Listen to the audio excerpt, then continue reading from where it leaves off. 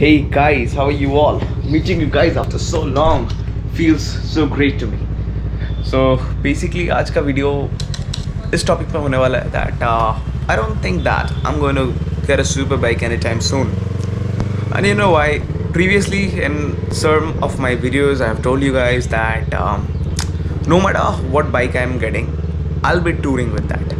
And you know, once you associate the word touring with your motorcycling, the expenses go way up, literally way up than you expect.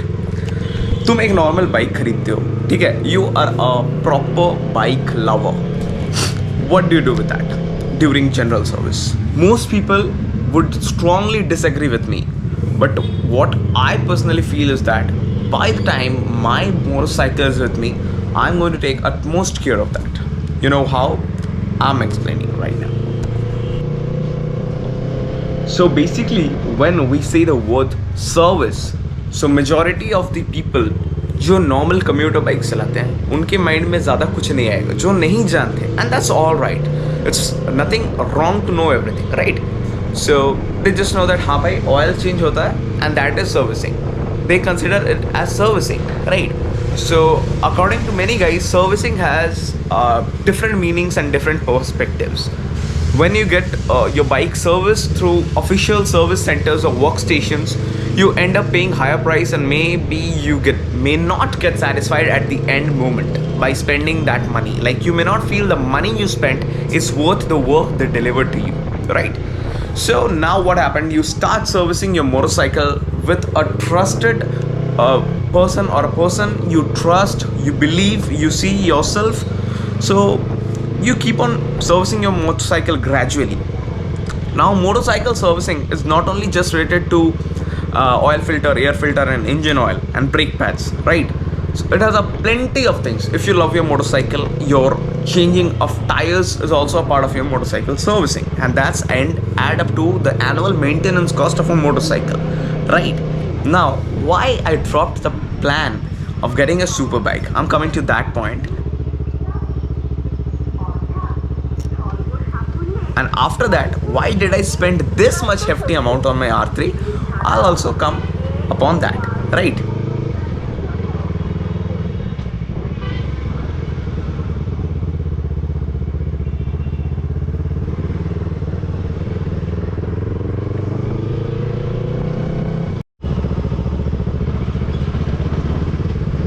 So I must be going on a ride this March. So I need my bike to be completely in the top-notch condition to serve me and my needs, right?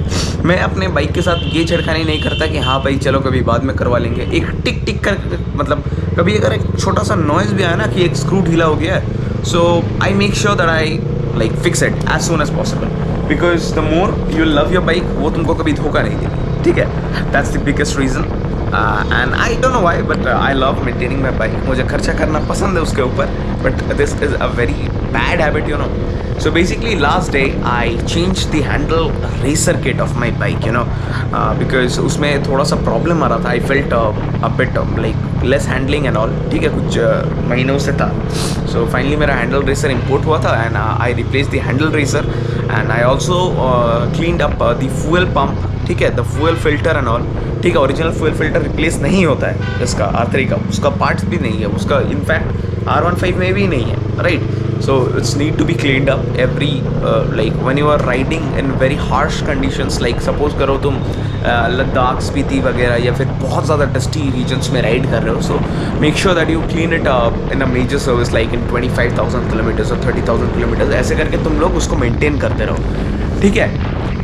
Engine oil, oil filter, air filter, these and chain adjustment, chain cleaning, chain lube, washing, these are a part of general service. I am not going to talk anything about this in this particular video, ठीक है? फिर आ गया tyres के ऊपर, and then जो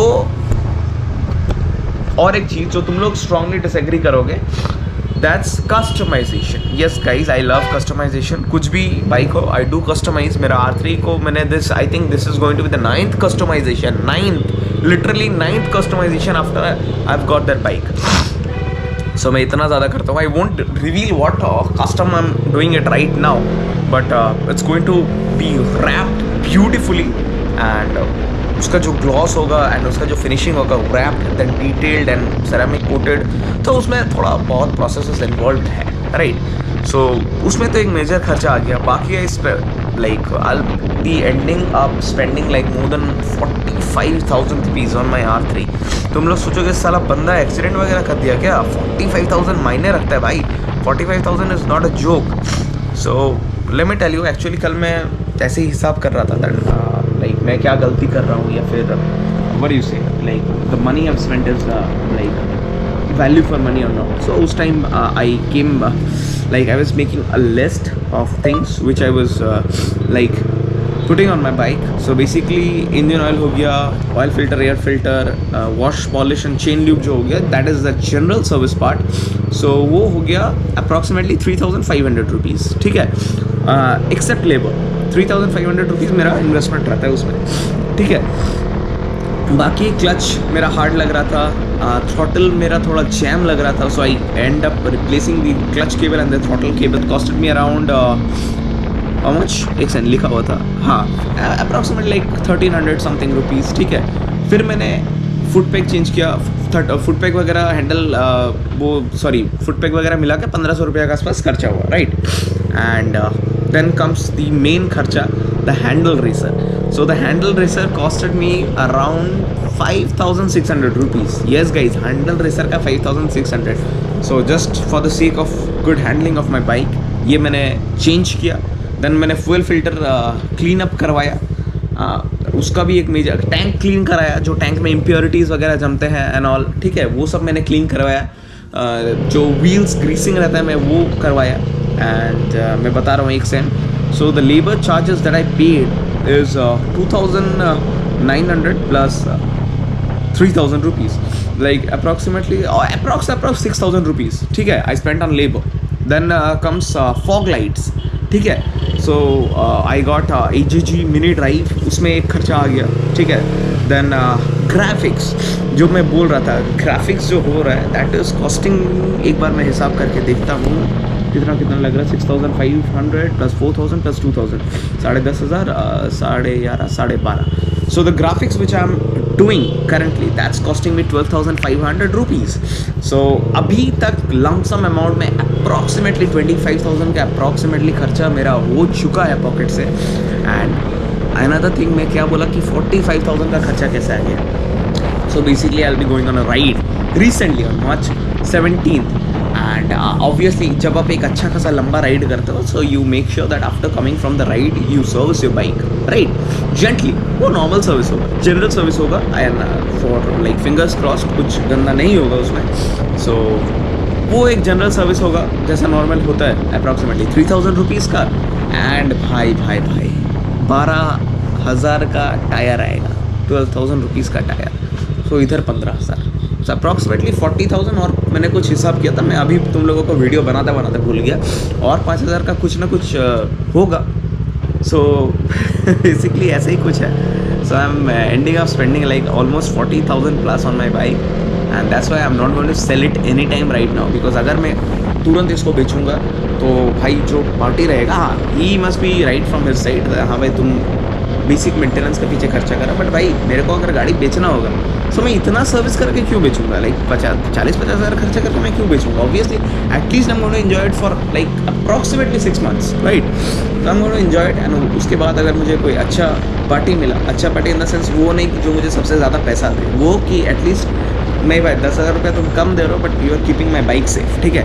सो हाँ भाई थोड़ा इमोशनल अटैचमेंट हो जाता है, so I don't want that R3 goes into any wrong hands, वो भी बात है। So maybe later, sometime later, I'm going to sell my bike. ठीक है? Okay, now coming to the point why I am not getting a super bike anytime soon.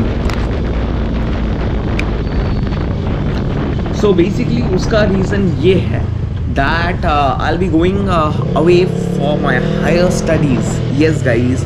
And वो कब होगा, that will B probably, मेरा जो calculations है that will B probably around mid of 2024। हाँ, तो अब तुम लोग सोचोगे कि 1.5 साल लेके ये कर सकता है, लेकिन इस साल I already told my biker brothers that I want get any time to make videos, right. एक second,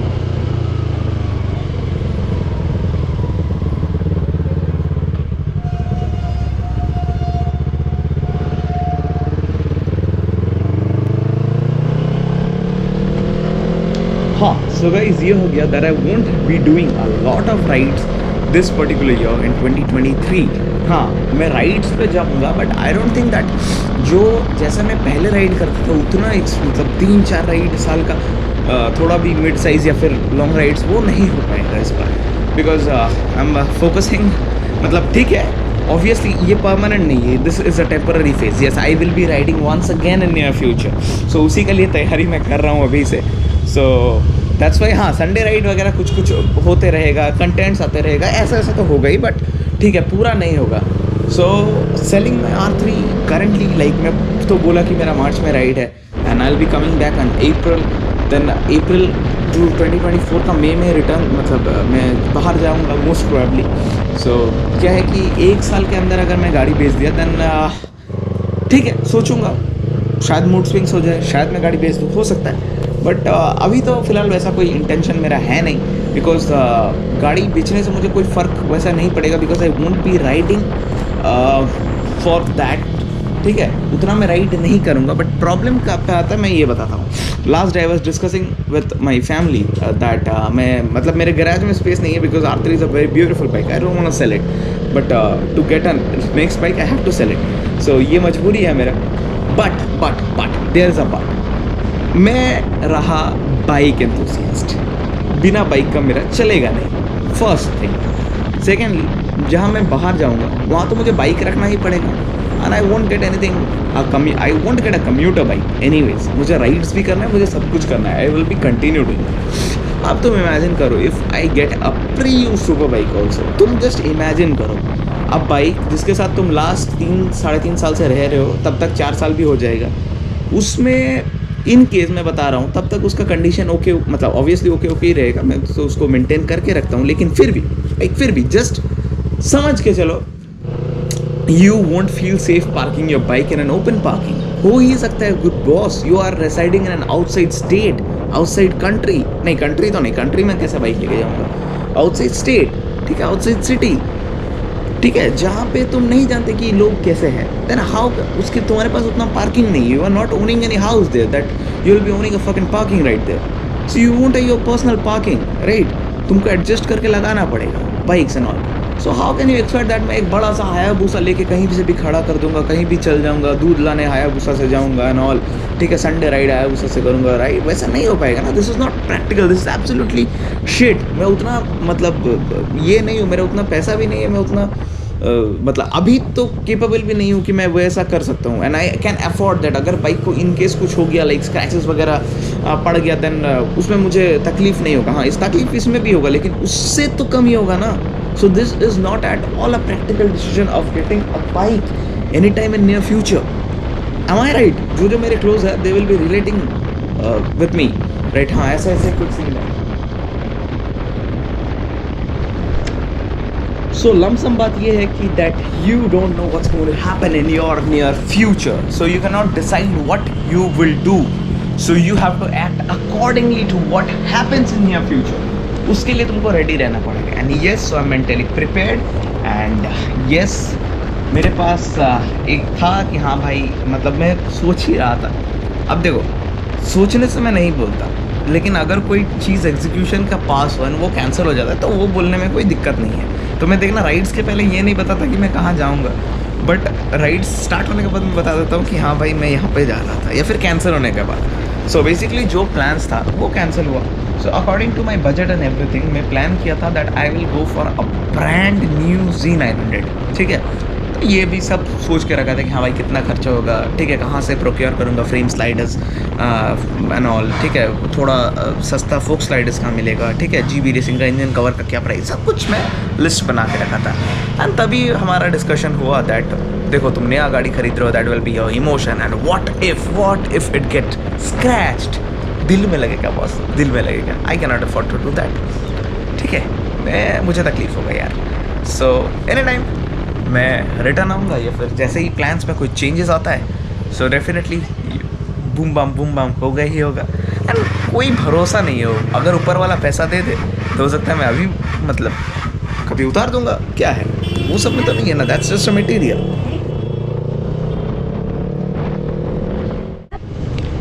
and guys I know ये सब बोलते बोलते I took a long time of your video, but this was just sharing of my personal emotions.